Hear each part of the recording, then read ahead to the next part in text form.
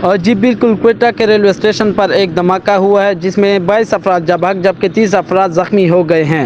دھماکہ اس وقت ہوا جب مسافر روانگی کی تیاری کر رہے تھے۔ حکام نے مرنے والوں کی تعداد میں اضافے کا خدشہ ظاہر کیا ہے۔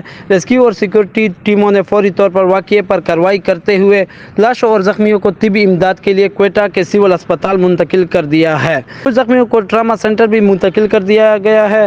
سول اسپتال میں ایمرجنسی نافذ کر دی گئی ہے اور ڈاکٹرز اور پیرامیڈیکل سٹاف کو فوری طور پر ڈیوٹی پر طلب کر لیا گیا ہے۔ ریلوے حکام کا کہنا ہے کہ جس وقت دھماکہ ٹکٹ بوتھ کے قریب ہوا اس وقت 2 ٹرینیں روانہ ہونے والی تھی اور مسافروں کی بڑی تعداد پلیٹ فارم پر موجود تھی۔ سیکورٹی فورسز نے علاقے کو گھیرے میں لے کر دھماکے کی نوعیت کے بارے میں تحقیقات کا آغاز کر دیا ہے۔ صوبائی حکومت کے ترجمان شاہدرین نے دعویٰ کیا ہے کہ پولیس اور سیکورٹی ٹیمیں موقع پر پہنچ گئی ہیں۔ انہوں نے مزید کہا کہ واقعے کی رپورٹ طلب کر لی گئی ہے۔ ان کا مزید کہنا تھا کہ دھماکے کی نوعیت کا تعین کیا جا رہا ہے جبکہ اسپتالوں میں ایمرجنسی نافذ کر دی گئی ہے۔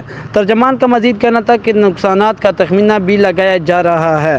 حملے کی ذمہ داری بلوچ لبریشن آرمی نے قبول کرتے ہوئے کہا کہ آج صبح کوئٹہ ریلوے اسٹیشن میں پاکستان فوج کے ایک دستے پر اس وقت فدائی حملہ کیا گیا جب وہ انفینٹری اسکول سے کورس ختم کرنے کے بعد بذریعہ جعفر ایکسپریس واپس جا رہے تھے۔